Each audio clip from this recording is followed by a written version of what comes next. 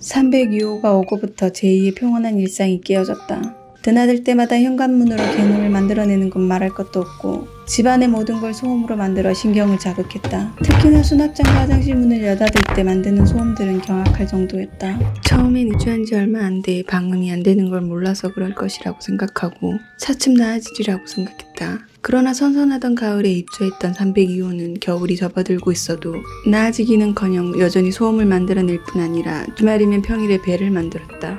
참다 못한 제이는 그녀가 만들어내는 소음들이 얼마나 크고 거슬리는지 본인이 알게 해주기 위해 자신도 집안의 모든 수납장을 여닫을 때 큰 소리를 내는 우회적인 방법을 써보려고도 했었다. 그러다 알게 된 사실이 그냥 열고 닫는 자연적인 힘으론 그런 소리를 만들 수 없다는 것이었고 지극히 고의로 힘을 가해야 벽을 두고도 바로 옆에서 들릴 듯 경악할 갱음을 만들 수 있다는 것이었다. 그런데 그 소리는 누구보다 소음을 만드는 장본인의 귀에 가장 큰 타격을 줬고 다른 입주자들에게까지 민폐를 끼치고 비난받을 것이 두려워 그녀에겐 오히려 여러모로 스트레스가 되어 돌아왔다. 그로 인해 그 방법은 채 시도도 하지 못하고 스스로가 깨닫게 해주려던 마음을 접고 포기했다. 제이는 대신 좀 더 근본적인 이유를 알기 위해 1년씩도 없는 302호가 왜 그런 행동을 하는지 곰곰이 생각했다. 혹시 자신도 모르는 사이에 무언가 실수한 것이 있어 악감정을 쌓게 만든 것이 있는지. 하지만 입주한 후 쭉 말을 섞어보기는커녕 얼굴조차 본 적 없는 데다 더더욱 이사 온 첫날부터 그런 감정을 만드는 건 불가능해 보였고 도저히 이유를 알 수 없었다. 302호의 소음은 주말이 되면 그 정도가 극에 달했다. 금요일 밤이나 토요일 아침이면 항상 중년의 여성이 방문하고 머무르며 방주인보다 더 심한 소음들을 끊임없이 만들어 신기한 생각마저 들게 했다.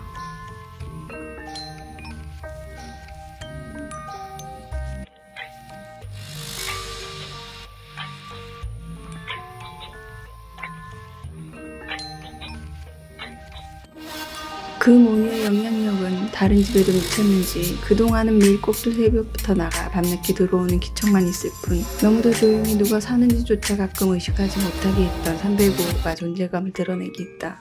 언제부턴가 모녀가 함께하는 주말이면 이른 아침부터 뉴스에서 흘러나오는 소리가 산층을 울렸고 그 소리는 그대로 밤까지 이어졌다. 그 때문에 본의 아니게 305호에는 대충 3, 40대로 추정되는 남성이 거주하며 평일엔 대부분 집에 없지만 주말이면 거의 집 밖으로 나오지 않는다는 것까지 짐작할 수 있게 되었고 원치 않게도 302호는 물론이고 건너 305호까지 소음에 동참하니 그 사이에 낀 제2의 스트레스는 이나저나 아니었다. 거기다 301호의 여성은 늦은 오후에 나가 새벽에 귀가하는데 꼭 누군가 통화로 시끄럽게 떠들며 자신의 귀가를 동네방네 알리곤 여지없이 쾅하는 개놈과 함께 집 안으로 들어갔다. 불과 얼마 전까지만 해도 그런 것에 크게 신경 쓰지 않았는데 매일같이 소음이 시달리며 예민해질 대로 예민해진 제이에게는 그것마저도 신경질적으로 다가오게 되었다.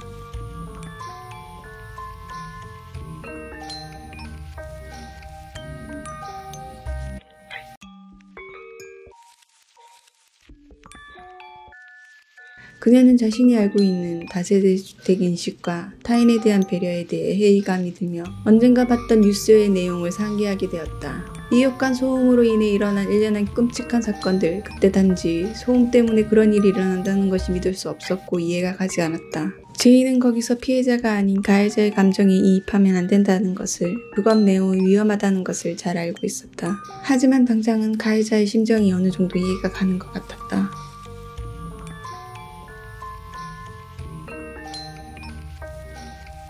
여느 날처럼 퇴근하고 온 초저녁부터 늦은 밤이 되도록 302호의 소음은 멈출 줄 모르고 그녀를 괴롭힌 탓에 일이 손에 잡히지 않아 시간만 낭비한 채 애꿎은 모니터만 하염없이 노려보고 있었다.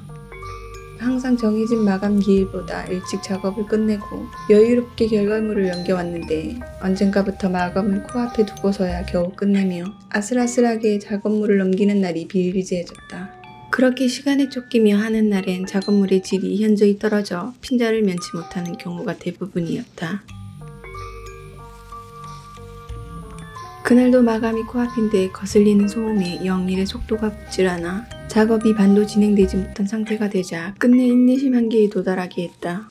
제이는 씻기 위해 자리에서 일어나다 말고 다시 앉아 잡히지도 않는 일을 억지로 붙잡고 하려고 애를 쓰며 시간이 가길 기다렸다. 원룸은 보통 방음이 좋지 않은 것과 그곳은 유독 고의적으로 만든 소음을 제외하고 옆집 보일러 돌아가는 소리와 샤워기에서 쏟아지는 물소리가 꽤 크고 시끄럽게 들린다는 걸 잘 알았기에 웬만하면 늦은 밤이나 새벽에 샤워하는 걸 가급적 피했다. 특히 구조가 가까운 302호는 더 그럴 것이라 예상하고 어쩌다 그럴 경우가 되면 미안한 마음에 최대한 숨죽여 조용히 하려고 노력했지만 그랬던 것이 이제 부질없는 헛수고였다는 생각이 들었다. 그렇게 억지로라도 붙들고 한 덕에 작업물은 정해놓은 목표까지 도달했고 그 시간은 이미 새벽을 넘기고 있었다. 그녀는 그때서야 미련 없이 자리를 털고 일어나 욕실로 가 거리낌 없이 꼼꼼하게 샤워를 했다. 그러는 동안 그 새벽 화장실 바로 옆에 있는 보일러실에선 시끄럽고 요란한 소리를 내며 보일러가 돌아가고 최대한 틀어놓은 샤워기에서도 장단을 맞추듯 꽤 큰 소음을 만들며 따뜻한 온수가 시원스럽게 쏟아져 내렸다.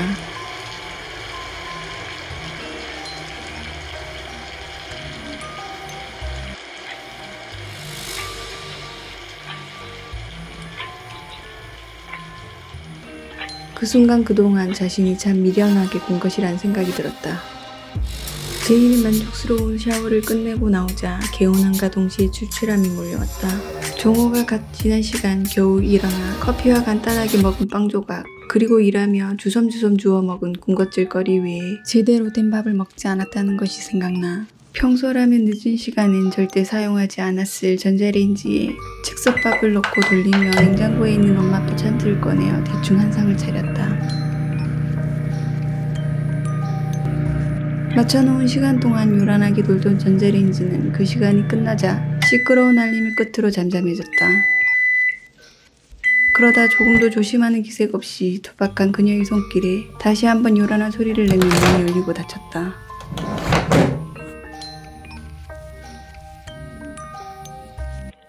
꿀맛 같은 식사를 마치고 다시 일에 몰두하려 하는데 300km가 여지없이 시끄럽게 통화하며 기가하는 소리가 들렸다.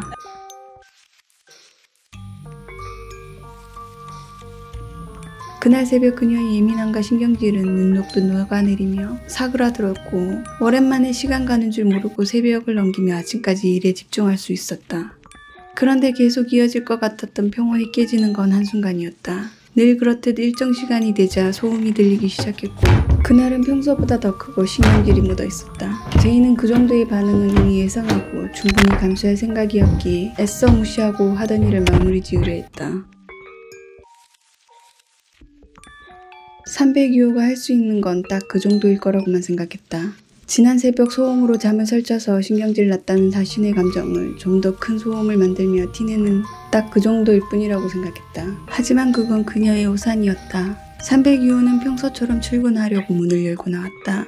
그럼 이제 그대로 계단을 내려가야 하는데 조금의 틈을 두고 불현듯 제2의 현관문을 쾅 소리가 울리도록 치고 그대로 주랭랑 치듯 계단을 쏜살같이 내려가는 소리가 들렸다. 그건 너무 순식간에 일어난 예상 밖의 일이라 미처 대처할 수 없었고 그 순간엔 그저 멍하니 무슨 반응도 할 수 없었다.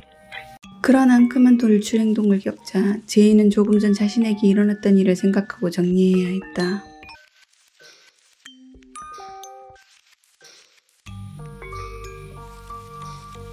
그러나 그 상황 역시 그다지 대수롭게 생각하지 않았고 어쩌다 홧김에 한 번쯤 그럴 수 있다고 이해하고 넘기려고 했다. 그런데 그건 다음날도 그 다음날에도 연이어 반복되며 처음엔 그저 당황하고 놀라기만 한 것이 차츰 하루 바뀌기 시작했다.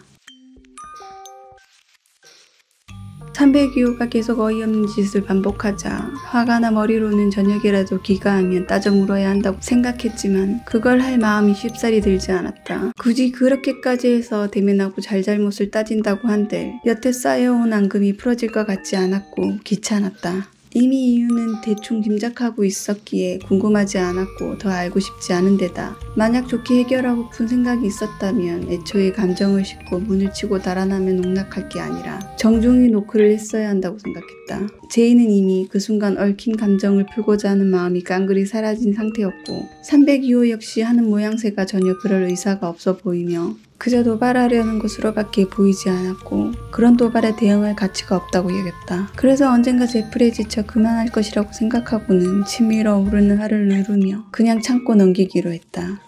하지만 그때부터 늦은 시간에 샤워하는 경우가 잦아졌다. 그녀의 신경은 마감을 겨우 넘기면 다시 또 마감에 쫓기기를 반복하며 자주 잠을 설치는 바람에 극도로 예민해진 상태가 되었다. 그날도 끝내지 못한 일을 마감 당일 아침까지 집중하며 죽기 살기로 컴퓨터 앞에 매달려 있어야 했다. 그런 사정을 모르는 302호는 그날 역시 소음으로 먼저 인사를 전하고 출근을 위해 집을 나서며 여느 때처럼 303호 현관문에게도 안부를 잊지 않고 전했다. 거기에 순간 제이는 그동안 억누르고 참고 있던 화가 폭발해 큰 소리로 욕설을 하며 현관을 향해 성큼성큼 다가갔다. 하지만 문을 열고 내다봤을 땐 302호는 이미 후다닥 소리와 함께 멀어지고 있었다. 그녀는 문을 세차게 닫으며 혼잣말로 욕설을 내뱉으며 다시 컴퓨터 앞에 앉았다. 그런데 거기서 멈추지 않고 누군가 빠르게 계단을 오르는 소리가 들리는가 싶더니 다시 또 문을 치고는 빠르게 달아났다. 그때 그녀의 인내심은 한계에 다다랐다.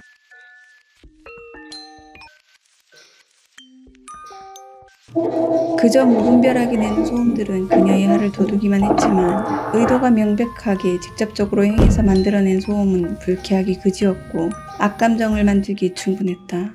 바로 그날 302호는 평소보다 늦은 귀가를 하고는 누군가와 통화하는 듯 연신 숙덕거리는 말소리가 들리다 멈추곤 그녀답지 않게 조용히 현관문을 열고 나왔다.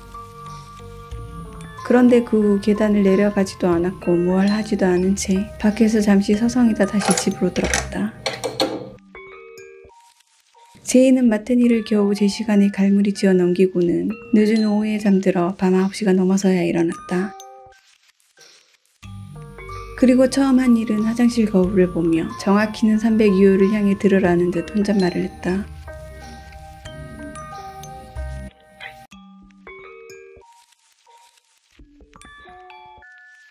그녀는 장시간의 싸움이 될 것을 예견하며 확신할 수 있었다. 정해진 출퇴근 시간에 구애받지 않는 자신이 더 유리하다는 것을.